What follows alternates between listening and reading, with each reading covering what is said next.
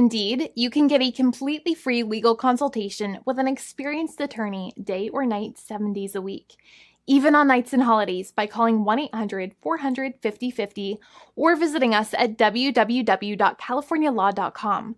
There's no fee unless we win. Today, we are going to talk about what you win when you win a lemon law case. The lemon law for defective vehicles can be very sour, but it can also be extremely sweet. Many people have defective cars, and everyone wants to know what you get when you win. Hello, and welcome again to our show. I am Allie. Every day, people are asking a lot of questions regarding the lemon law for defective cars. When their car is a lemon, they want to know how it turns into a tall glass of cold lemonade, or even a nice slice of yummy lemon pie. Today, we will explain what you get when you win a lemon law case. It truly can be super rewarding. And the very first thing I want to tell you is the following. It's not about the specific type of vehicle that you have. There's no specific list of cars or makes or models. New vehicles, used vehicles, leased vehicles, and purchased vehicles, and more can all qualify under the lemon law.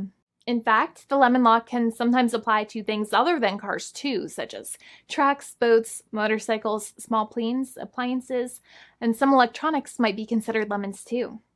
Let us know what you are dealing with in the comments below.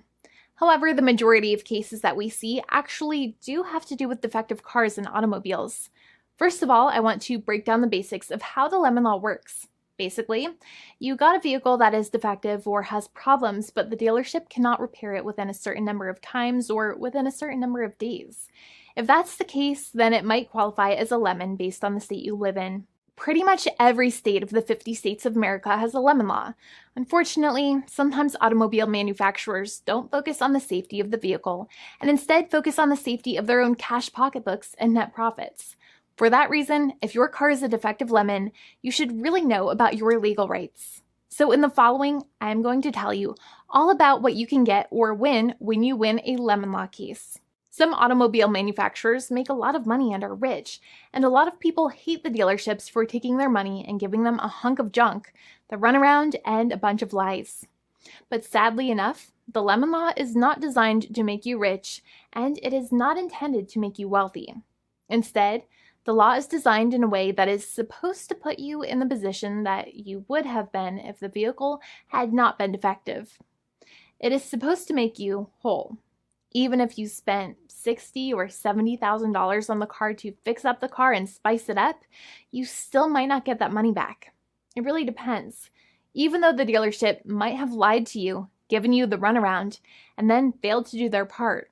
That's why it is important to give them the lemon drop down. By winning lemon law cases, consumers are really making the road a safer place for all drivers and pedestrians by making automobile manufacturers care more about consumer safety. Now, what you get when you win a lemon law case usually comes down to one of three possible options or remedies. Option 1 is that they might provide you with a replacement vehicle. Option 2 is that they might offer you a refund or what is called a lemon law buyback. Options 3, I will discuss option 3 a little later on in this video, and it is an important option you should know about as well with some real lemon juice. So let's start with the first remedy. Option 1 is that they can provide you with a replacement vehicle, which means you can basically trade your car in for a different vehicle, but there are some important things you should know about this option. The replacement vehicle should be a vehicle of similar value. The replacement vehicle should usually also be a vehicle from the same manufacturer with similar MSRP cost. It's crazy that many times, even though you really don't like dealing with that dealership, you might have to get a second car from the same manufacturer, even though they have lied to you and given you the runaround or given you a hard time. But there is another option with this as well, because year after year, the cost of vehicles might go up and the new vehicle might cost more. That price jump can make it difficult to get a car with the same MSRP price. Even though your car was a lemon, you might still have to pay that extra cost for the new and now more expensive vehicle. Thankfully, there is option 2, which allows you to get a refund through a lemon law buyback. But one of the problems with a buyback is that sometimes you might have to have a trade-in vehicle, and you might have still been required to pay more money on that trade-in vehicle. And when you got your new car, the dealership might have rolled over the amount you still were supposed to pay on your previous vehicle into the calculation of your new vehicle. In other words, you might have been upside down on the finances of your new vehicle. So sometimes you need to pay for that difference in order to get out of the car. And a lot of people find it extremely weird that they have to pay money in order to get out of the defective vehicle. But many times that's how it works. Now, in a lemon law buyback, if you get a lemon law buyback, you usually get back what you paid.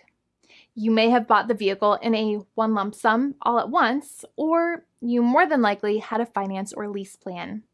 What you usually get back is the money that you actually paid. Your hard-earned money that actually left your pocket and went straight into the pockets of the manufacturers. So think about it for a second and try to calculate about how much you paid. Think about the down payment and also add up all of the monthly payments that you have made for your car so far. It can add up to a lot of hard-earned money. In some cases, it can add up to $30,000 or more, but every case is different.